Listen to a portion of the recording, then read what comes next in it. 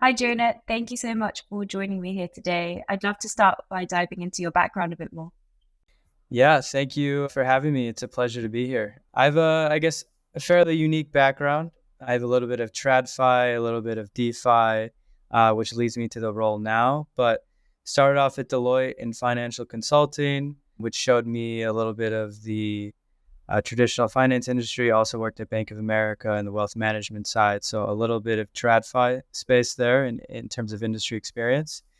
Also have experience in DeFi, and majority in the last few years has been in the RWA space, working at a firm called Security Token Market, where we were the Bloomberg of the industry and we aggregated secondary transaction data for people to analyze and track. We were pretty innovative in the fact that we tokenized our own equity on the Avalanche blockchain. If not, we were one of the first to do that, or the first. So coming from that side and understanding regulations and compliance and how institutions operate in the blockchain space, it kind of led me naturally into this role where at Singularity, where I'm currently VP of growth, but startup, you wear a lot of different hats, where the goal is to create a confidential DeFi solution for institutions that want to use DeFi but remain confidential in the process. And what actually inspired you to move to Singularity? Yeah, I think it comes down to a little bit of personal and professional. I've always loved the role of, in the RWA side, it's kind of like you're dipping your toes into DeFi, right? So there's the element, it's more very regulated because you're dealing with tokenized securities. And then blockchain, there's a lot of, uncertainty. So to me, it's a little bit slower in terms of growth of the industry. I was in it for already over 4 years. And to me, I kind of grew out of that, and I was looking for something a little bit more rapid and higher velocity and more excitement. And I think RWA is pretty fixed. Regulation doesn't change a lot. So with DeFi, you have all of these things changing all the time. So for terms of just professional and personal growth, I thought there was more upside. And then, of course, I know the founder, Gemma, from we were partners back in the RWA side, and I've always been really inspired by her. She's very smart and has been in the space for a while. So That's awesome. And can you explain, I guess, a little bit more about how Singularity provides confidentiality for on-chain transactions, how that technology actually works? yeah, I'd be happy to give a high level. I'm obviously not the guys behind it creating the technology, but yeah, in a nutshell, it's quite fascinating. It's a very simple concept where we allow users to use DeFi the same way that they already do. The difference is when you use our contract, our application, we have the ability to break the link between our user's public address and what they do on the blockchain. So for example, if I'm trading on Uniswap, or Maddy, you're trading on Uniswap, for our watchers, what you would see if I traded, it would be a transaction on Etherscan if you were using the Ethereum network. And for the beginning of time, you can see everything that you've done, and that may not be an issue for an individual. But when we're talking about institutions, we're talking about users that move around millions of dollars. And we're talking about bringing in TradFi, traditional financial firms, into Web3. Having their on-chain strategies is just not going to fly. Imagine you're a wealth manager at Bank of America and you're managing millions of dollars on behalf of your clients, and you have to tell them that your proprietary strategies and all of their individual trades can be watched and analyzed and all of these things. So yeah, the way it works is, we're a non-custodial solution, just like you'd log into any dApp and connect to your MetaMask, Fireblocks, any of those non-custodial wallets. You would deposit into our contract, and we essentially mirror the DeFi ecosystem. So instead of going to Uniswap, you go to us, but we're directly connected to all these pools, so you can swap, you can stake, lend, borrow, LP. So once you're in the contract, the back end of our technology using zero knowledge proofs, we're able to obfuscate those transactions. What you see on Etherscan, instead of your address, is Singularity address. So every user that does anything within Singularity uses that address. So it makes it very difficult to see who does what. And you have to be into Okay. compliance because they come from that side, just to reiterate. You have to be KYC to use the platform. So coming from that compliance regulatory angle, it's kosher, I Okay. guess. Okay. So does that mean that so Singularity does the KYC component. So does that mean that if anything, say for example, fraudulent was going on with any of the transactions, they just wouldn't pass your KYC process? Correct. So to clarify, we're actually not doing the KYC process ourselves. We're Okay. using a partner, a third-party Oracle Okay. called Keyring, and they do the standard KYC, KYB process, which essentially tells the wallet address that our user is using that this person's authorized. It says like a smart contract, if they pass KYC or KYB, then they can use Singularity. So yeah, to answer your question, if there's any nefarious activity or they're on some watch list or a certain country, like they won't be allowed to use it. Yeah. Okay. And where are you seeing, I guess, what types of DeFi products or trades are you seeing that institutions are very interested in at the moment? Yeah, it's a great point. So at the end of the day, at the baseline, these venture capitalists, especially the ones in the Web3 space who have a lot of token positions, they have a lot of liquid strategies where they trade on Uniswap or they trade in these pools and they LP, they stake, lend, borrow, anything in the DeFi ecosystem. They just want a sense of on-chain confidentiality because they're moving millions of dollars around. They have these proprietary strategies. They own these tokens and they're moving it from one wallet to another. And with it being public and transparent, it adds a ton of speculation across the board in the retail community, creating what we call FUD, fear, uncertainty, and doubt is one aspect. But, instead of, like that's one component where execute normal DeFi, but be private or confidential if you go through us. One specific niche use case that a lot of our clients and investors and users really, really are excited about is what we call vesting in stealth. So when these VCs or these investors or these founding teams have a token of their own and these VCs invest in these projects, right? There is a vesting schedule associated with these tokens, right?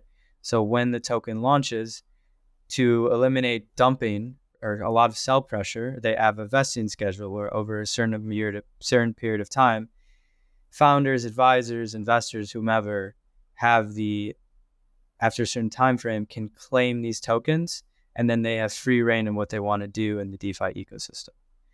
So we are essentially mirroring this vesting process with the confidential component on top. So let's say you're project A and you're venture capitalist B and you're very high profile and everyone's watching what you're doing. You can essentially claim your tokens through our contract once the vesting schedule expires. And because we're already integrated throughout the DeFi ecosystem in terms of pools and trading venues and all that, you can then execute your token management strategy. And that's not to hide the nefarious activity. It's founding teams too, who they may want to sell to pay rent. They may have a business expense. They may just be moving it from wallet A to wallet B. The point is, there's a ton of speculation, and it doesn't need to be. And that's a really exciting use case to me. So, are you working mainly with more Web3 native funds, or are you also working with, I guess, more traditional Web2 institutions? So the goal is definitely to bring in the Web2, but the low-hanging fruit are obviously the Web3 because they're already in DeFi, right? But I will say, we're backed by Nomura's Laser Digital. So Nomura is obviously a massive traditional financial institution in Japan, but they have, what we're seeing is a lot of these TradFi firms, these banks and institutions have a Web3 component. So that's, I guess, a little bit of both. So Laser Digital is their venture arm, and we're going to be working with them, and we're talking to a lot. But obviously the low-hanging fruit is already the Web3 native because it's a pretty simple adjustment for them to start doing stuff like this. But Web2, I mean, as an example, BlackRock, their wallet was publicly made available. And all of these users were sending meme coins and NFTs. And I'm pretty sure BlackRock wasn't pretty happy about that. And if I told them, once we get in contact with them, that you can do everything you're doing, but not everyone has to know about it. And I guarantee you that they would want that solution. And what are the other solutions out on the market at the moment? Like as a fund, what are the other solutions you could use to make your transactions private? There really are a lot. That's why it's really interesting that this hasn't become very mainstream. I think it's becoming more and more lately. But there is one solution that they use is, they'll go to an exchange, because when you see on Etherscan or the public explorers, it will just say Coinbase or just Binance, and that's a solution, But the problem with that is you can only, one is centralized risk, as we saw with FTX.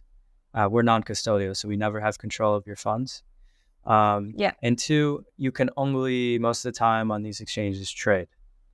So, it's a lot restrictive on the optionality of what you can do in the DeFi ecosystem. So with us, it's, you can do everything you wanted to do in the exchange, but you have more control, less centralization risk, and you can do more. And now moving it more onto RWAs, what do you think, I guess, are the biggest challenges that RWAs need to overcome to almost gain mass adoption? Yeah, I mean, from my angle, RWAs are actual securities on the blockchain. I think there's a different narrative playing today a little bit, where it's somewhat associated with the real world, and we should just label it that. If we're talking real world assets from the sense of tokenized securities, so a real regulated, legally issued security, but on the blockchain, I think there's a huge opportunity with this to open the financial ecosystem for mass participation. I think one of the limitations is obviously regulation. A lot of jurisdictions have different rules. There's a lot of limitations. What we see in the US a lot are we have was these walled gardens where, okay, sure, you tokenize this security, and now, hypothetically, because blockchain's open, you can reach a larger audience, you can reach a larger investor base. And yeah, you can, but then that creates another problem where you have to find them, and then you have to KYC them and get them in your platform and have them fund their accounts. So there's a ton of friction. There's firms out there that are essentially trying to do that, to put blockchain or securities on the blockchain, but have it accessible in the open DeFi ecosystem. So there's these on-chain decentralized identities.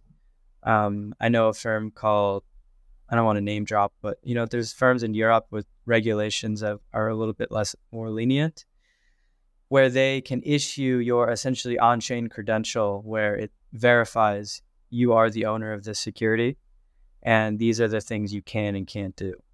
Versus in some of these walled gardens in the US, these closed ecosystems, you can't do a lot with your asset. It's just sitting there idly on the blockchain. And sure, maybe it increases the opportunities for liquidity. But at the end of the day, does it? Because there'd be an insignificant liquidity discount just to sell. So I think that we need, obviously, more regulation clarity and the ability to access DeFi with regulations kind of embedded and baked into the tokens themselves. But there's a ton of innovation going on that side that I'm excited about. Which regions do you think they're putting in favorable regulations? I mean, you mentioned Europe, who I think are taking a mixed approach. And I know that the UK are trying to get more into the institutional tokenization market as well. But what regions are you finding are becoming more friendly? Yeah, these smaller ones, because they want to attract business. I think that's kind of how the way it goes. Like Luxembourg has been very, very forward thinking. Liechtenstein, some of these Caribbean ones, El Salvador. I think the US is way behind some of the larger jurisdictions. Interestingly enough, I remember I've been out of RWA for like a year now, so I may have missed some things, but I remember South Korea, I believe it was, one of the major Asian countries, laid it out. Oh, also Singapore is doing pretty well. They've always been doing very well. But South Korea laid it out very clearly in their written materials, stating that it was an interesting analogy, actually. It was something about food. And it was like, one is a bowl, one is a plate. They just present the food differently. So like one is paper shares, one is blockchain shares. You know, they're the same. At the end of the day, they both serve food. Maybe I'm remembering a little bit different, but they both contain food, but the way that they are presented is different. But let's not get crazy just because it's blockchain jargon and all this. You know, the regulations exist, the rules exist. Just put it on the blockchain. It's a different way of going about it. So that's, to me, was very refreshing to see. I also appreciate what Singapore is doing with the monetary authority. Singapore, I think it's called. It's like the equivalent of the SEC. And they are actively working with institutions, with the sandbox, to essentially, instead of like, you know, these companies in the US were like, let's guess, and maybe we're not breaking the law, versus in Singapore, it's like, let's work together and we can iterate until we find a common ground. And then this will be allowed. I think that's a way more logical, productive plan of action. I really like the career analogy because it makes sense. And the mistakes that I think I've seen some RWA projects make, especially with this recent hype, is their immediate thought is, okay, we've got this, I guess, tokenized security. Now if we put it on chain, it's automatically going to become 10 times better. And then they get disappointed when sales don't necessarily come in. But it's like, just because you put something on chain doesn't mean that the demand is always going to be that. You still need to fill that demand. And a lot of people forget that.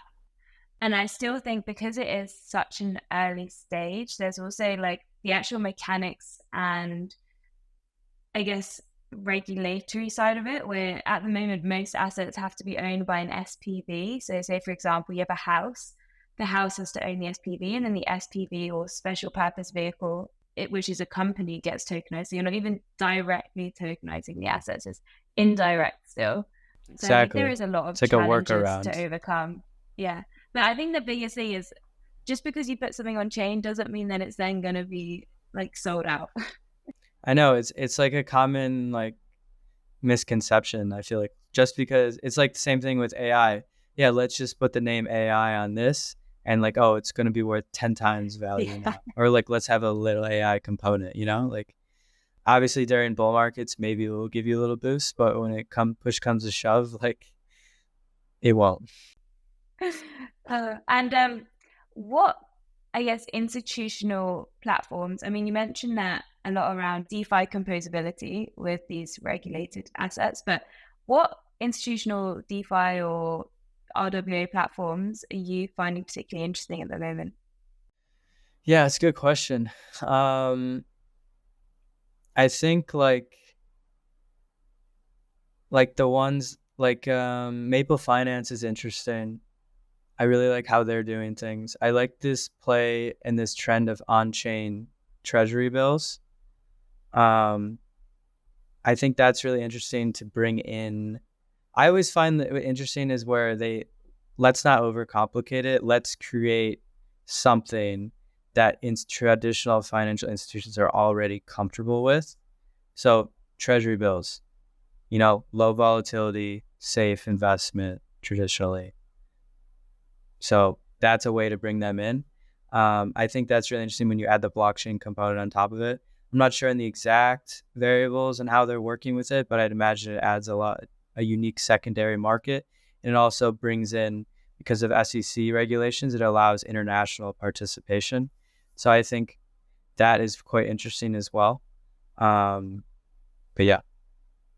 Awesome. And so I speak to a lot of more of the institutional side of the platforms. And how are you thinking around shaping Singularity's growth strategy, particularly when acquiring institutional investors? Because it's not you're not targeting your everyday consumer, and it's not the easiest thing in the world. So how do you think about entering that market? No, it's definitely a great question. Yeah, so it's for sure lower volume in terms of looking for users. Obviously, starting with investors that were invested in us are going to be using us, and then other users or institutions we're connected with. But that's not a really scalable strategy. Just go like one by one and to bring them into our user base. We're going to be releasing our SDKs and APIs where instead of integrating one by one or with these dApps, we're going to allow a Maple Finance or one of some of these on-chain T-bill platforms or these institutional RWA dApps where they can essentially press a button or be embedded into these dApps where they can just be confidential in their transactions in the dApp they're already using. So that will increase scalability in a lot of TVL because instead of going to us, it will go through them, but we're operating in the back end. And thirdly, even more scalable, we want to tap into entire ecosystems. So L2s, instead, we can provide our tech stack to the entire ecosystem. So then dApps built on these chains can essentially add this to their tech stack to allow the entire ecosystem to plug and play this on-chain confidentiality. So those are kind of the three prongs: individual users, individual dApps, and ecosystem. I really like the SDK approach. I think that's it's almost like a product-led growth strategy rather than having Totally. to target institutions one-to-one, which I think is when I've been speaking to a lot of the institutional platforms, they're more targeting institutions one-to-one, which is quite slow because it's also such a long sales process. And it's just sometimes quite inefficient because you require a massive network. So I like that approach. And building on that, what are your, I guess, Singularity's priorities over the next 12 or so months? Yeah, so the last year or so has been all about building tech. This is a highly technical, it's a simple concept, but very, very highly technical using zero knowledge proofs. We need specialized developers building out these capabilities. On top of it, we need to make sure it's a great user experience. So really the main goal is building the tech, integrating with dApps integrating with us, deploying on all the EVM chains.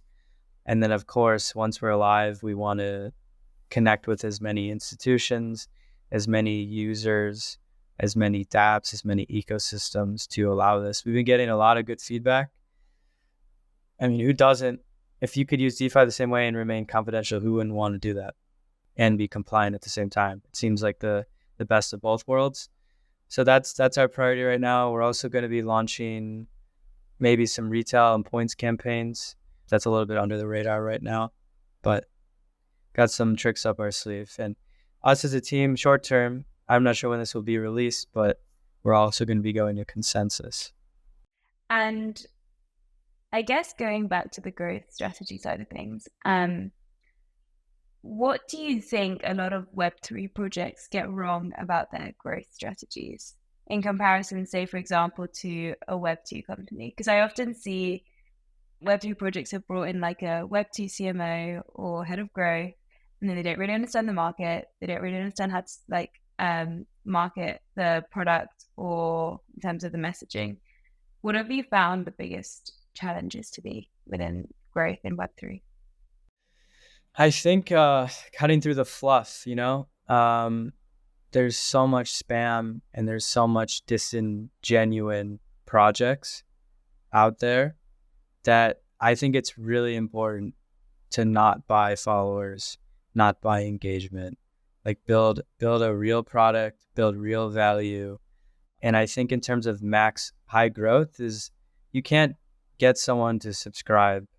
Like you can, it's just hard. But what's the biggest incentive? It's financial incentive. So if you have the capabilities to do a points program, maybe you have a token launching, if you can build a community around that, and then once they're in the door via the financial incentivization, maybe you can bring them as a loyal community member. But the good thing about us is we're more institutionally oriented, so we don't have to deal with a lot of that. So it's really just about developing incentive schemes that make sense from the institution's point of view, as well as creating a strong user experience. Because the last thing we want to do is to be all hype, but when they come to use our product, it's a bad product. I think those two go hand in hand. Like, let's build hype and let's create an even better product, seamless, frictionless experience to keep them there.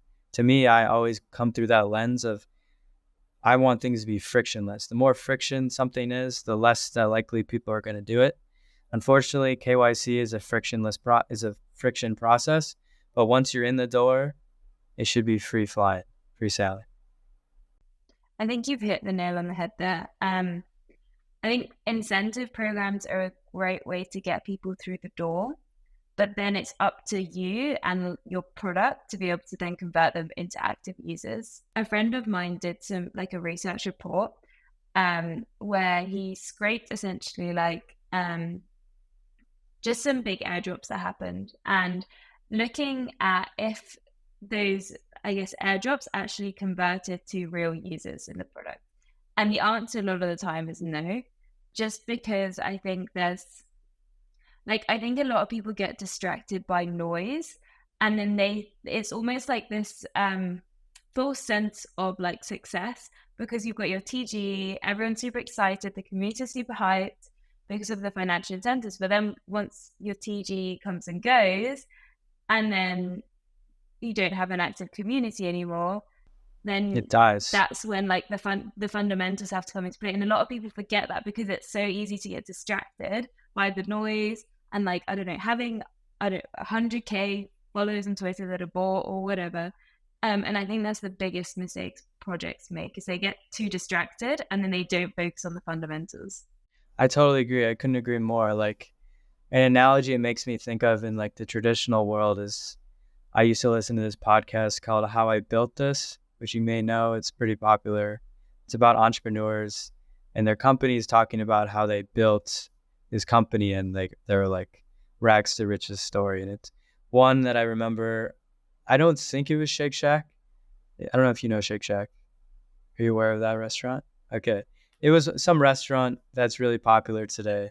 And their first opening, they paid all these people to stand there and make it look like this grand opening, because it's psychology at the end of the day. If you see other people looking one way, you're going to look that way. If you see some people in line or hyped about something, you're going to want to get involved too.